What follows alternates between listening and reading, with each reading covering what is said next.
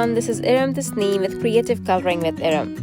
Today I have a watercolor card to share with you featuring the new Paint a Flower Poppy Stamp set, which I'll watercolor with the Watercolor Brush Markers.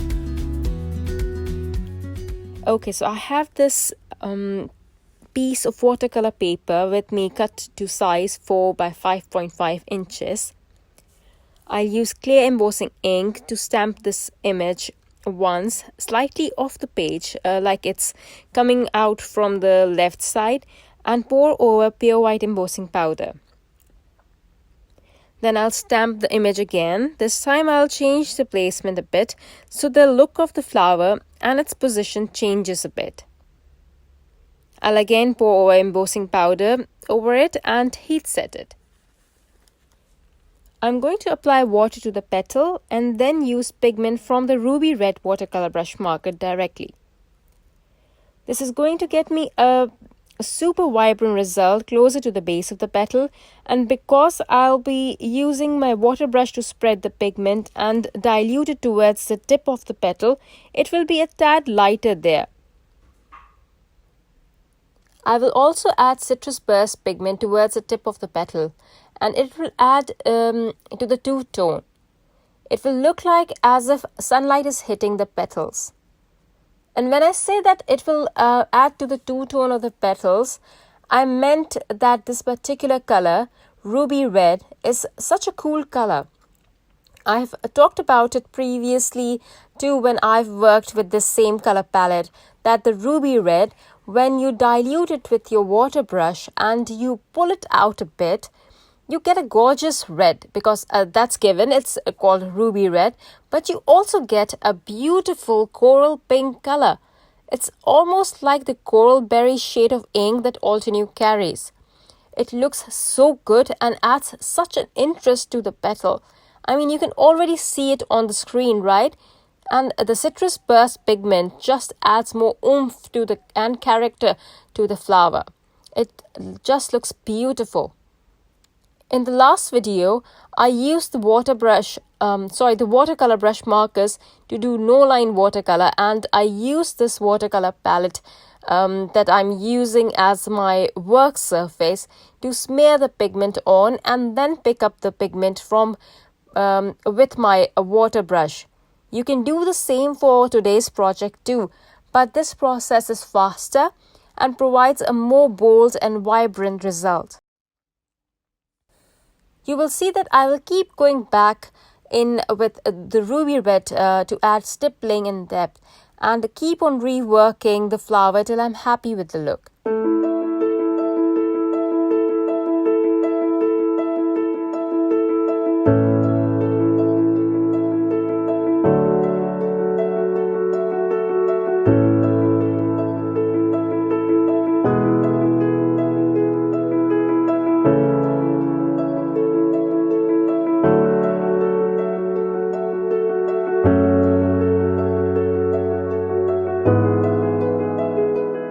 For the leaves and stem, I'll start by laying down the base color roughly, not particularly covering the entire area with limeade watercolor brush marker.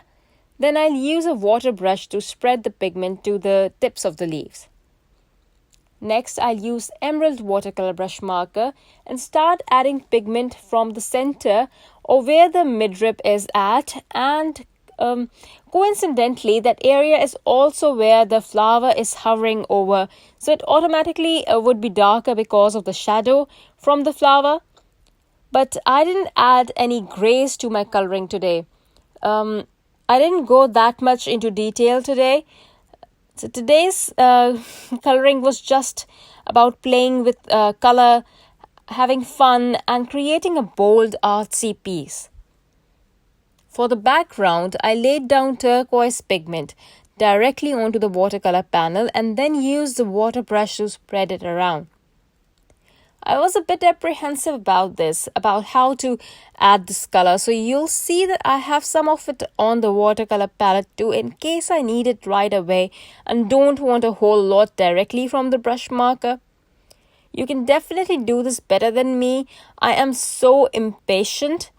I need to take a deep breath and slow down in moments like these. but I tend to just speed up instead of slowing down. It's completely the opposite with me.